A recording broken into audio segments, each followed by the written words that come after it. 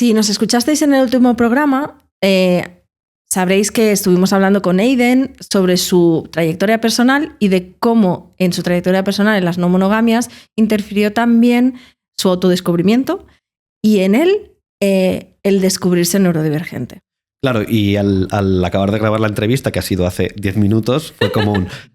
es uno de los temas que realmente queríamos tratar en el podcast aparte y hemos como dejado caer ciertos conceptos, pero igual no los hemos acabado de explicar porque estaba todo mucho más ligado a la historia de Aiden. Entonces hemos pensado, vale, pues hacemos un pequeño programa especial y si alguien quiere profundizar en el tema, y porque vamos a hablar de los básicos sobre neurodivergencias, pues este es el momento. Si ya lo conocéis, estáis más familiarizadas y os lo queréis saltar, pues no lo saltáis, pero si lo queréis escuchar o poner de fondo, mejor, y nos dais engagement y se nos escucha, y esto nos va muy bien para alimentar los algoritmos. Entonces, de hecho, ponedlo en bucle varias veces. Bueno, ya está. Y si es un código mejor, por favor, gracias. Que me pierdo, pero la cosa es eso, que es algo que realmente queríamos poder hablar y hoy era como la oportunidad de hacerlo.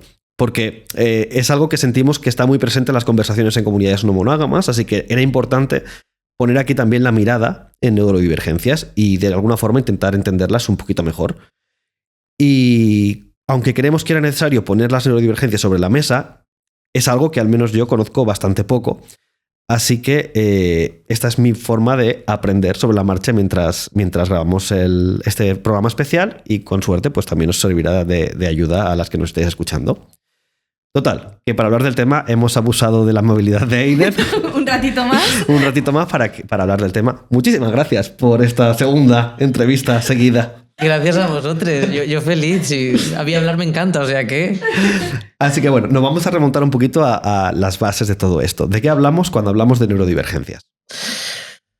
Pregunta que puede ser un poco compleja, pero así resumidamente para mí es un concepto paraguas que aglutina pues diferentes maneras de procesar la información, de percibir la realidad, ¿no? Y allí pues entrarían cuestiones como personas autistas, altas capacidades, TDAH, pero también otras como podría ser dislexia, discalculia, etcétera, ¿no? Entonces es un amplio abanico que tiene que ver con cómo procesamos, ¿no? A nivel cerebral la información y demás, o cómo percibimos el mundo, ¿no? Que puede tener pues, cuestiones que afecten a la percepción sensorial o etcétera. Entonces sería como un concepto paraguas.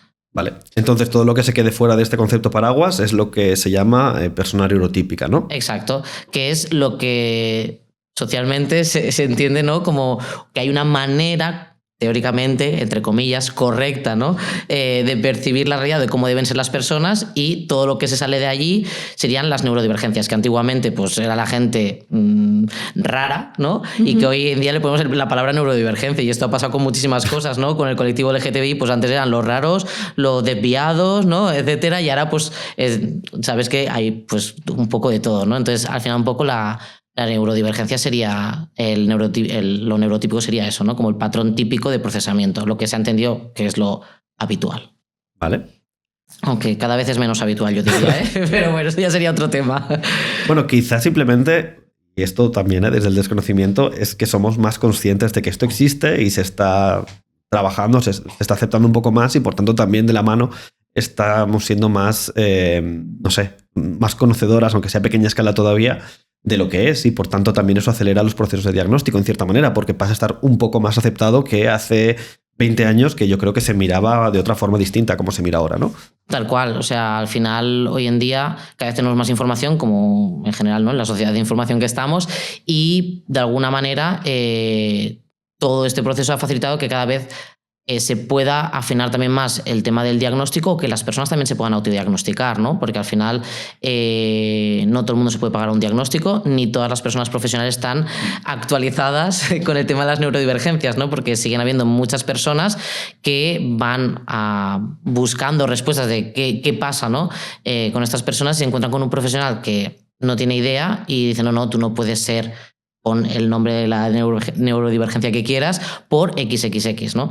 Y al final es como, claro, toda esta información nos está ayudando también a muchas personas que interiormente decían, ostras, hay algo que yo percibo, que proceso diferente, que percibo el mundo diferente, que que me siento diferente al resto, que ayuda, ¿no?, a que también se vayan actualizando las cosas y vayan pudiendo de alguna manera afinar para tener respuestas, porque al final el diagnóstico, desde mi punto de vista, tiene que ser una cosa que te ayude a tener respuestas y a entenderte mejor para poder estar mejor, ¿no? Porque cuando eres una persona neurodivergente y notas que percibes el mundo diferente y que eso tiene también unas repercusiones a la hora de procesar la información, como por ejemplo a nivel sensorial, de que te molestan los ruidos, de que te sobrecargan las luces, etcétera, de alguna manera luego eso tiene repercusiones en tu día, de que a lo mejor no tienes energías para hacer cosas rutinarias, o para lo que la mayoría de personas puede ser una cosa rutinaria, para ti supone un esfuerzo, ¿no?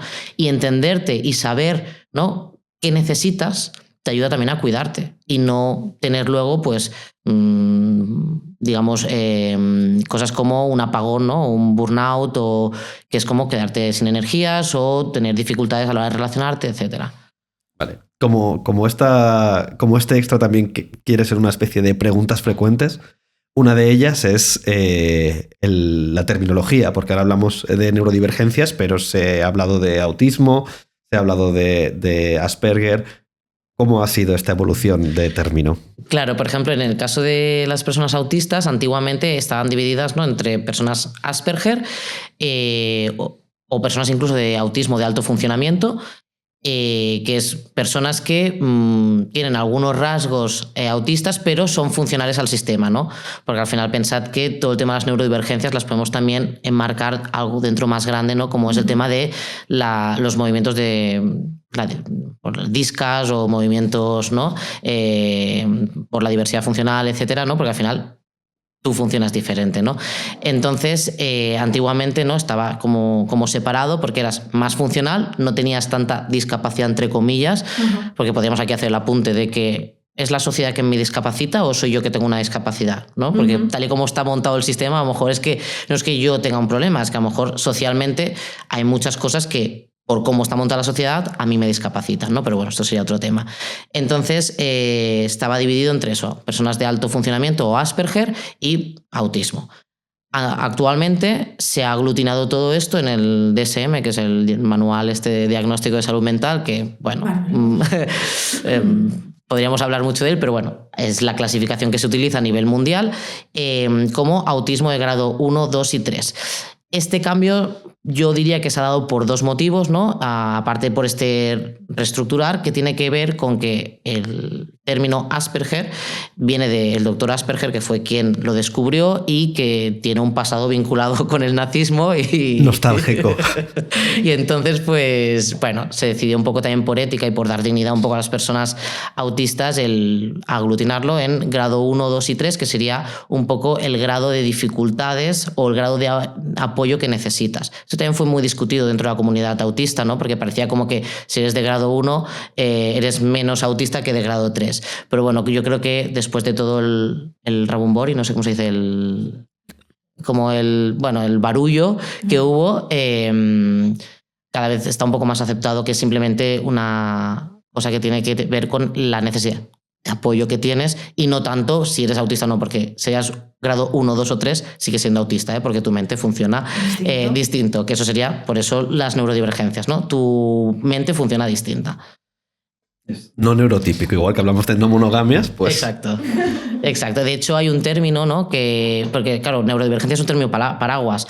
Entonces, cuando eres autista, una persona que puede ser neurodivergente, pero no autista. Entonces, es una persona alista, por ejemplo, ¿no? Que sería lo contrario de autista, que no eres autista. Alista. Vale. He aprendido algo nuevo sobre quién soy.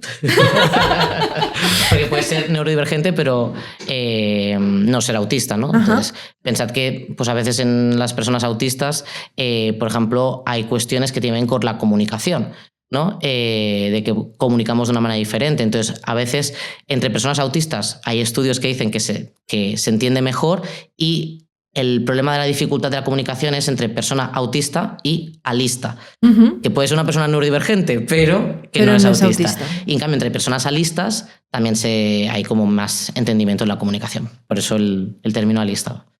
Vale.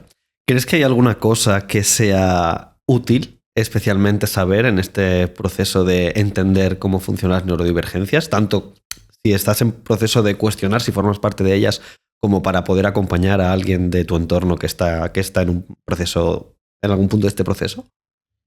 Para mí lo más importante es entender que ser una persona neurodivergente no es nada malo, ¿no? Que a veces ha habido mucho estigma, pues por ejemplo si eres autista o excepto las altas capacidades que suelen estar bien vistas en la sociedad, y tendríamos que hablar que dentro de las altas capacidades también hay dificultades, ¿no? Muchas, pero bueno, socialmente está bien considerado, pero si eres autista, si eres TDAH, si eres disléxico, ¿no? Es como, ¿no? Hay un estigma o un cierto rechazo, ¿no? Como que, ay, pobrecito, ¿no? Entonces yo creo que es importante quitarnos esta visión y poder entender que las neurodivergencias forman parte de la sociedad, que al final no hay una manera de procesar la información y percibir el mundo, sino que es muy variable, y que lo único que a lo mejor hay que hacer es buscar apoyos si los necesitas y brindar, ¿no?, un espacio seguro para que todas las personas podamos participar de la misma manera de la sociedad, ¿no? Al final es un poco, yo creo que es lo básico. Sobre todo que no hay nada malo, ¿no? Simplemente pues que tienes grados de necesidad de apoyo o que procesas el mundo diferente y no está mal. De hecho, muchas personas conocidas, ¿no?, en el mundo pues, que han conseguido grandes logros o que tienen una carrera profesional, pues muchas veces pertenecen a las neurodivergencias, ¿no? Porque ese punto de percibir el mundo diferente te ayuda a, pues, o buscar estrategias que te hacen destacar en algunos aspectos, o sí, las neurodivergencias en algunos casos tienen retos sociales, pero en otros también tienen virtudes, ¿no? Hablábamos en el podcast lo de la dislexia. Sí, puedes tener dificultades en la lectoescritura, pero luego a lo mejor a nivel de creatividad, de imaginación, de visión espacial, pues puede ser una ayuda, ¿no? En el caso de las personas autistas, el hecho de reconocer patrones, el comunicarte de una manera mucho más sincera, de buscar una coherencia, bueno, hay cosas que las neurodivergencias pueden aportar también como una ventaja, ¿no?, a la sociedad, y al final lo que queremos es el bien común, ¿no? Por lo cual, incorporar toda esta visión creo que nos ayuda también a acercarnos a una sociedad más libre y más equitativa, ¿no? En este impasse entre grabar la entrevista y grabar esto, uno de los temas que hemos hablado fuera de cámara era las diferencias a veces en la forma en que hemos sido socializadas a la hora de diagnosticar o de los síntomas que pueden mostrar. ¿Me puedes hablar un poquito del tema? Sí, claro, a veces cuando hablamos de neurodivergencias, claro, al final tiene que ver con cómo procesas el mundo, cómo lo percibes y cómo al final te expresas, te comunicas, etcétera, ¿no?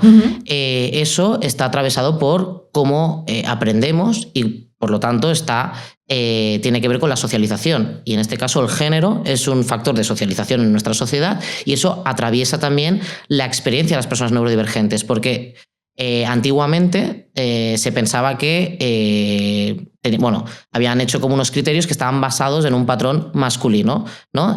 O personas, sorpresa. Qué curioso, ¿no? No me lo esperaba. O personas, digamos, asignadas niños o hombres al nacer.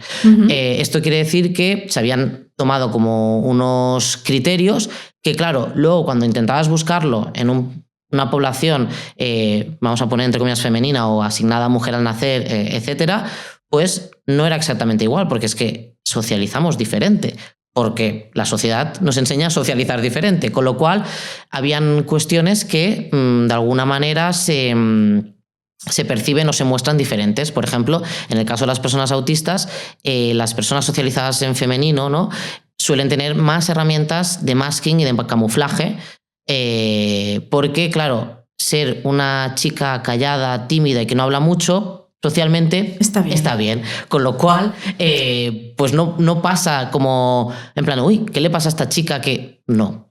En cambio, si eres un chico que eres callado, introvertido, que no hablas, uy, algo pasa, ¿no? Con lo cual, todos esos criterios que se habían estipulado tienen que ver con el patrón de género, de cómo nos educan, y con el sesgo de género. Con lo cual, esto pasa en muchas neurodivergencias, ¿no? Por ejemplo, en altas capacidades también, en TDAH. Bueno, es que es un poco en todo, ¿no? Sí, de hecho, si no recuerdo mal, no son datos recientes, pero creo recordar que había una diferencia brutal en cuanto a... No, bueno, sí, en cuanto a la edad de diagnóstico. La edad de diagnóstico en base a si es gente asignada como mujer o como hombre al nacer. Y viene un poco de esto. Sí. Primero, porque hay un sesgo médico en estos procesos de diagnóstico importantes.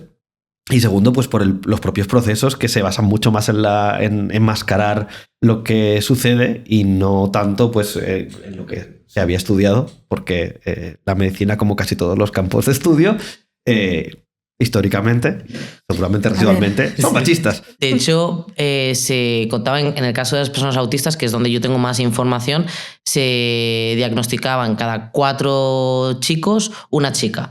Esto en los últimos años ha cambiado y empieza a ser cada 2 1 y yo me imagino que acabará siendo 1 1. ¿Sabes lo que quiero decir? Pero el problema es que como los criterios diagnósticos no estaban pensados desde una óptica que incluya la diversidad, sino que estaba pensado con unos cánones muy concretos y claro, cuando tú miras, tienes ahí todo el sistema cis heteropatriarcal, ¿no? Mirando y tal, pues...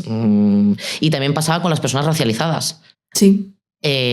Como los criterios estaban pensados con personas caucásicas, blancas, etcétera, con personas racializadas, pues tampoco se detectan de la misma manera porque hay un sesgo de racialización por nuestra mirada blanca hacia el mundo, ¿no? Entonces, esto es como muy curioso. Entonces, al final te das cuenta de cómo la socialización, y no solo la socialización, que te da unas herramientas que pueden ayudarte a solventar, ¿no? o a camuflar ciertos rasgos, es que la mirada que tenemos, como tenemos unas gafas muy concretas, solo vemos ese color. Y si tú no encajas en ese color o pasas desapercibido porque lo camuflas, pues no lo detecto, ¿no? Y entonces ahora se están abriendo un poco los criterios y la mirada, sobre todo la mirada.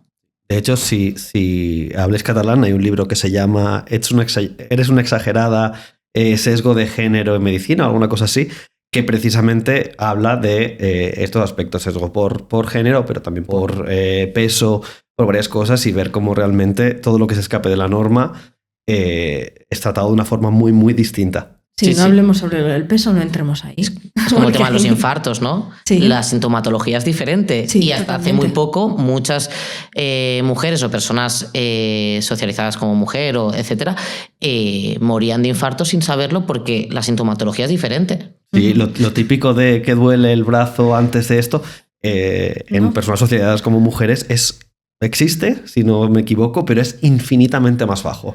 Sino que hay unos síntomas distintos que no sabemos leer porque no se están explicando. Exacto, pues con las neurodivergencias pasa un poco lo mismo, ¿no? Hay rasgos que pueden ser distintos ya bien porque nos han educado diferente, porque la mirada que tenemos solo ve o contempla una manera, con lo cual pues hay mucho sesgo y de hecho comienza a haber mucho diagnóstico en el caso de las personas autistas de mujeres adultas o personas, ¿no? que han sido asignadas mujeres al nacer en la edad adulta, porque de peques pasábamos desapercibidas, porque como teníamos herramientas, estrategias o los rasgos leídos en femenino no suponían, ¿no? un problema, entre comillas, pues ahora estamos con las personas adultas que son diagnosticadas mucho más tarde, ¿no? Por eso. Pues muy guay. Muchísimas gracias. No sé si tú tienes alguna pregunta más, David, aprovechando que estamos hablando del tema. No, yo es que como me he sentido como muy acogida con todo esto. ya me lo sentí el día que conocí a Aiden, fue como sí, bien. Pues nada, de nuevo, muchísimas gracias por hablar con nosotras. A vosotros. Gracias.